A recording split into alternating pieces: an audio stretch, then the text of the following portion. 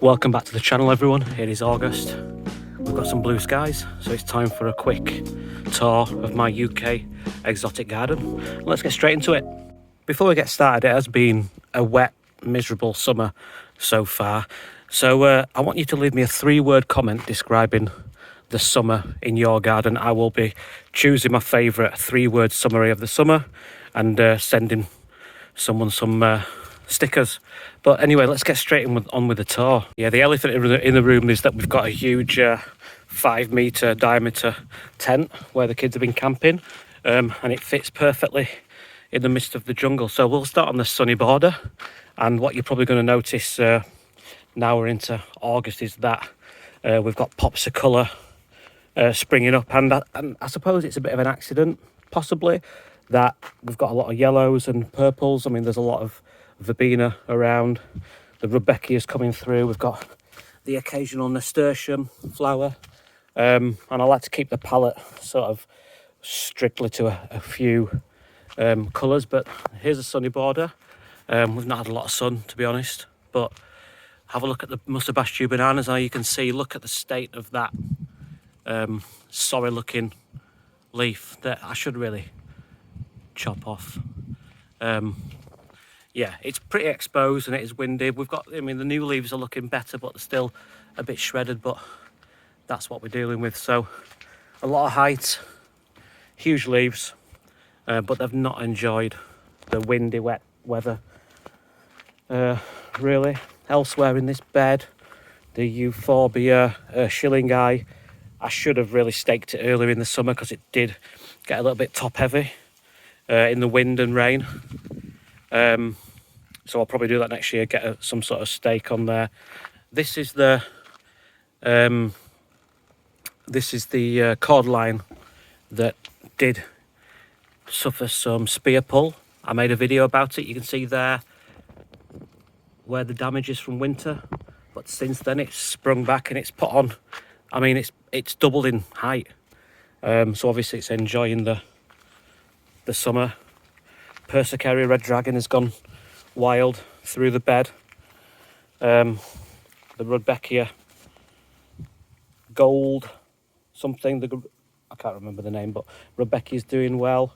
These cannas were left in the ground over winter and they've bounced back. And then I've got so this is interesting, and I would like to know people's opinions on this. That I've planted this young tetrapanax and it is getting crowded out. I mean, people say you should leave a metre either side of it, but if you look in here, it is sort of putting on height to reach the sun, and hopefully it'll, in the next couple of years, it'll, you know, reach the fence height and beyond. So what do you think? Have I planted it too packed in with other plants, or does it need more space, or will it fight its way through? The passiflora has had a lot of flowers. Can't see any flowers at the minute, but yeah, definitely doing well. The lupins have done their second flowering. I've just cut them back, and again, loads of nasturtiums that are going crazy, self-seeding everywhere. I think I'm in my fourth year for nasturtiums. Anyway, that is the sunny border.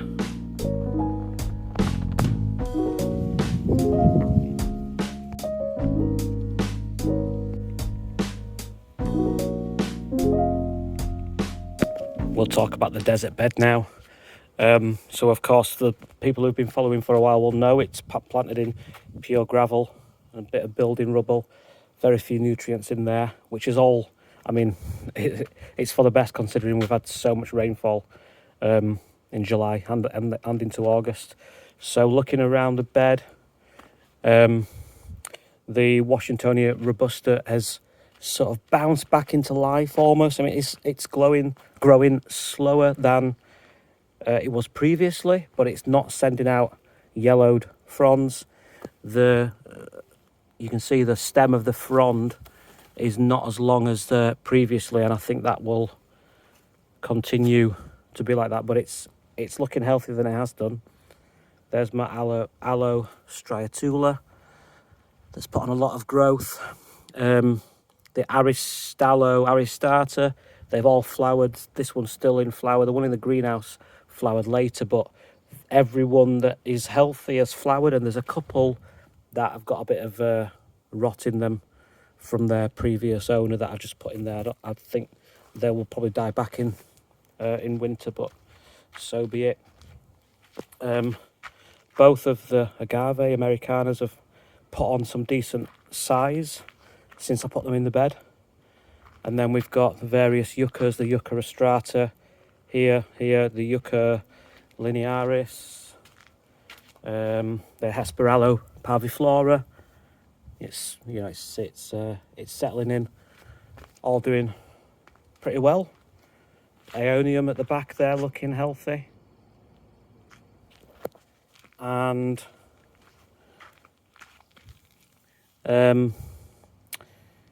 yeah, I wonder about the cactus, whether I should leave it in. It's the what's it called, Serencia formosa.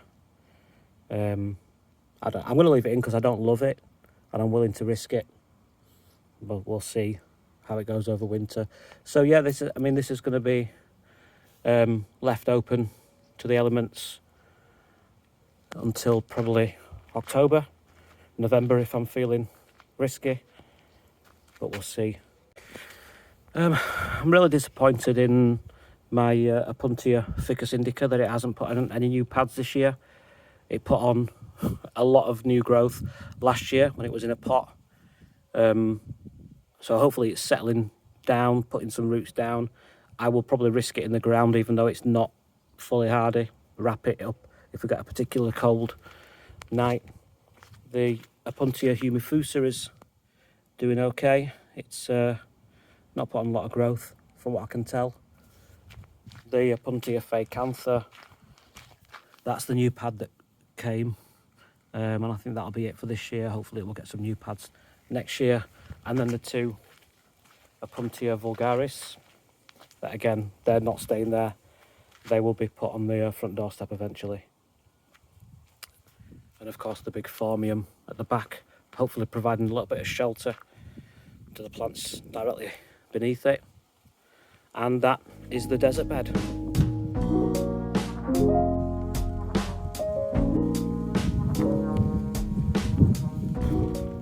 This is a monthly series, of course. If you want to see the previous videos, do have a look at the playlist. And they go all the way back to last November, I think. So you can see how the garden's progressed. But we're on to the middle bed now. Anyway, lots going on in the middle bed. Starting with Musa Dwarf Cavendish, that did have a bit of a shock when I put it in the ground. It does live most of the year on my bathroom windowsill. It took a bit of a hit when I planted it out, but it's recovering. Every leaf that you can see has grown since it's been in the bed. And a little bit of amaranthus that didn't do very well. I grew a lot of amaranthus from seed. I don't think my compost was particularly good, so that's all I've got to show for it. But obviously quite far behind a lot of people's amaranthus. And this side of the bed is quite dominated by the yarrow, the Achillea, that has got a little bit leggy. Again, it's another one that I should have staked earlier in the year, because it did. I've seen a lot of yarrow around in various gardens that have, I don't know if it's because it's been particularly wet summer, that they have sort of taken a bit of a toppling. So I will be staking next year anyway, because they are more of a dry plant. We've got the what else have we got down here? Tetrapanax. This is the one that died back in winter and has sent up about 11 or 12 new shoots. So you can see the true leaves are coming on now, and yeah, that will be left until autumn, and then I will hopefully dig out all but one of them, and we'll see whether I can keep them through winter. Something we've not seen in my garden until now are the Echinacea. I did grow these from seed last year, and they are springing up now all through the garden. That's a particularly tall one, but we've got some more down there. So yeah, I like those. Here's a big trachea. Biggest leaves I've had since it's been in there, and the frond stems here are as big as they've ever been, so it really is putting on some good height for me this year. I've done a few videos about the trachea, about it got transplanted from a friend's garden, and it took a year or two to settle in, but it's doing really well. Plenty of nasturtiums down here. Now I did try a Solanum pyracantha. I grew Solanum pyracantha from seed. I dared myself to put one in the ground, knowing that there's a lot of slugs around here, and that's what's happened to it. So I won't be doing that again. I'll keep them in pots. But I have put this Sonchus, I think this Sonchus parmensis, this one, or Canariensis, one of the two. That one's in the ground. Oh, it's Sonchus parmensis because I've got one there, look. This one's sort of leaning over, but I'm growing most of them in pots so I can overwinter them inside. Fatsia's looking nice and deep shades of green, happy with that. And then we've got the big Miscanthus gigantis that I was really hoping would put on some height this year, and it has. I reckon that's about 8 to 9 foot. Really pleased with that, and it does frame the bridge really nicely. So we've got the tall grasses here, we've got the bamboo there.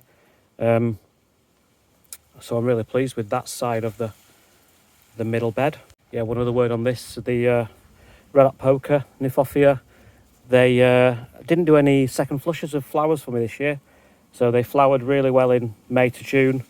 Cut them all back. I've left one seed, left one seed head on for my mum who wants some seeds for next year.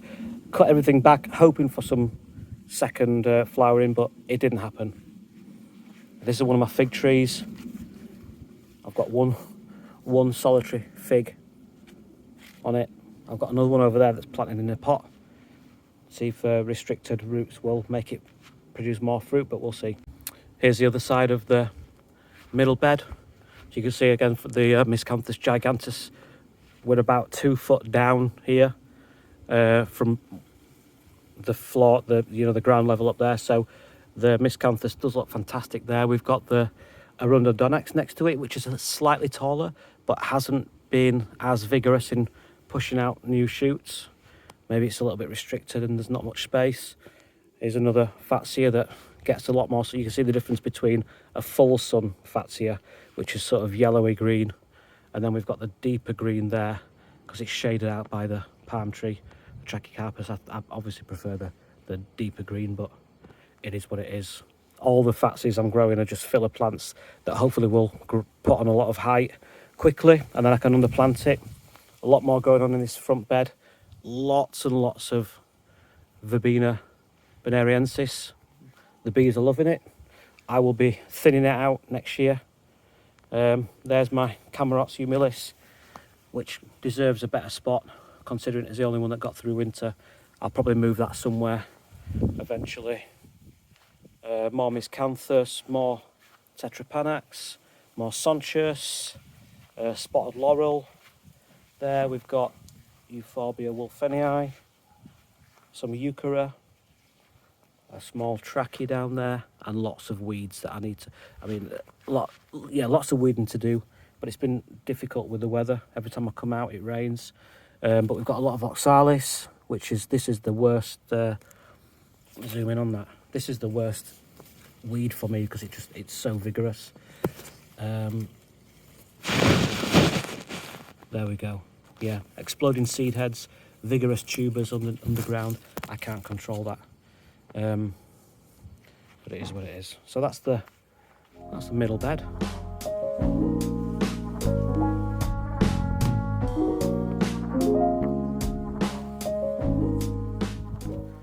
Okay, we're onto the hammock area and the sun deck here. And I talked last time about how one of the aims with this decking was to create a sense of enclosure and privacy. And I mean, compared to what it was, there was no plants when we moved in, so that's mission achieved for me. But let's look on at the hammock. I've not laid in this hammock all summer, it feels. The giant, I forgot the name now. Anyway, moving on. These are Leopatolia. Again, I can't remember the names. I've got my mind's gone blank. Yeah, these are the Leonatis. I wonder if they'll flower this year because I grew them from seed this year. You can see the Paulownia, huge leaves there, but it's kind of been blocked out by the... If I move that out of the way, you can probably see down there, there's the original stem, and it's had to grow sideways to get the sun. I think what I'll probably do is I'll cut back the Fargesia rougher, because it is a bit of a hedging, it's a bit of a hedging plant, isn't it, rather than a lovely looking specimen of bamboo. So I'll probably cut that back, give that more room. But I have got the Truskea gigantea down there ready to grow over the next few years, so we'll see how that goes. Wisteria's gone crazy along the back, it needs taming. While we're here, we'll have a little look at the eucalyptus trees.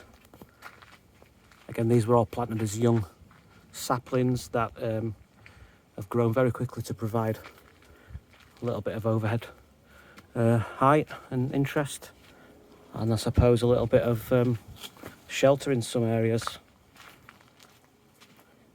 Small display of pots. Not much has happened there. They're just living, getting on with it. A couple of agaves and a few crassifolias. And we'll move over the bridge and have a look at what I call the shady border. Yeah, we'll come round and have a little look at this border that gets all the afternoon shade, a little bit of sun in the morning. So again, you can see a lot of Rebecca's that I put in last year, grew from seed. Gunneras have been doing really well. I don't think I've watered the Gunneras for a few weeks. They've been getting plenty of rain. Probably topping up the one that's in the barrel. The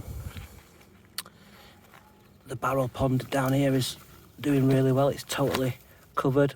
The water is absolutely crystal clear, and I've seen the frogs and newts occasionally in there, so I'm really pleased with that, although I can't see what's going on most of the time. My larger cordlines putting a lot of height, as has the biggest eucalyptus tree, and underneath that we have got my large Gunnera tinctoria, which is doing really well. No brown leaves. If I can get into August and there's no browning on any of the leaves, I'll take that as a victory. Really happy with that. Again, I probably would support it and stake it to keep it off the path in future years, but there you go. Here's the largest Fatsia. It's still putting on, look at this, it's still putting on new growth. Anyone else's Fatsia is still growing. It's got huge this year. So next year I'll be able to cut back the lower branches and expose. I've got a lot of nice ferns under there that I can't even see. What else can I show you in here? The Euphorbia mellifera. It's a bit crowded out, but I think it will do well next year. Force its way through and fill out this gap here that was put in last year. And then we've got the big cardoons. There we go. So still flowering, and you know what, I've not seen many bees on them at all. I was led to believe they were bee magnets, and I've not seen many. I don't know if it's because they've grown above the fence height that it's not a sheltered spot and the bees don't like it. Who knows? But if anyone does know, do leave me a comment. I'll be collecting the seeds and sowing some more next year. A few sunflowers on the go. Pike's Peak, I did a video about that earlier in the summer. That's the tallest one. So we'll see how big the flower head is when it comes. Got my double trunk trachea down there. Sonchus canariensis, Sonchus parmensis in pots. Here is my pink china, colocation pink china. I've not watered them. I've left them to do what they do, so they're not huge, but I'll probably leave them in the ground next year and risk it. So yeah, that's a shady border. I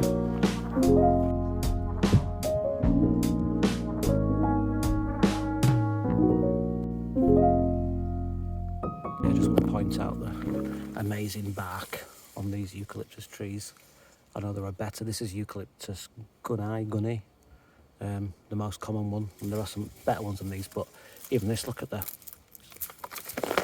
yeah, love the eucalyptus bark at this time of year.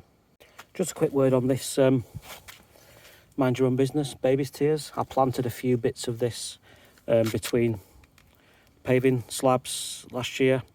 I mean, I love it. People do consider it a bit of a weed, but if you've already got oxalis as the weed, then this, I do feel, will outcompete it and fill in all the gaps and crevices, and just gives a lush, jungly feel. So Solare, I can't remember the name of it. It's got a cool name, but yeah, baby's tears, mind your own business.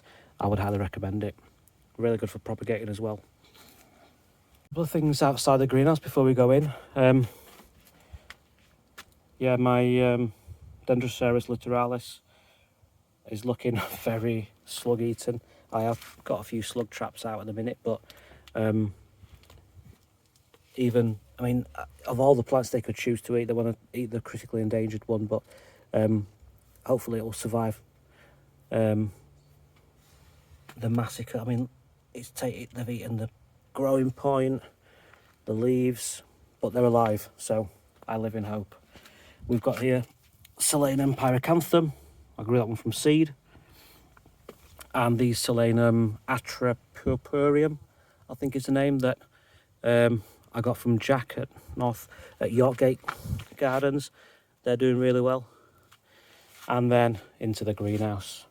Now, what's been difficult this year with the greenhouse is that it's been so wet and humid and overcast that I've not even dared water much of it. I've always thought you err on the side of caution with cacti. They're much more likely to die from the damp than they are from drought. Before we go on about the tomatoes, I've got tomato gigantomo, so hopefully these will produce some decent size, but we've got some freakish looking ones. Look at the state of that one there. Let's see how that one turns out. But move on. A few casualties with the cacti. Thankfully not my favourite ones, like the Copiapoas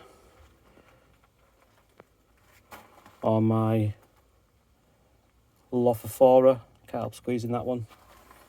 Ariocarpus look good. A few more Ariocarpus to add to the collection there that need potting on. A lot more of my Copiapoas there. One casualty there you can see is the Euphorbia obesa, that it is soft, rotted inside. So should I throw it or should I try to rescue it? I think it's probably gone now. I can feel it's pretty squishy, which is a shame. I'll have to replace that one, but the ones that I really didn't want to lose are looking okay. And then I've got a couple of young Dendroceras littoralis there, but look at the state of the mildew. I need to sort them out. Yeah, so that's it. That's the tour of the garden in August. Do drop me a comment below. Tell me 3 words to describe this summer in your garden, and I'll send someone some stickers. Thanks for watching, and see you next time.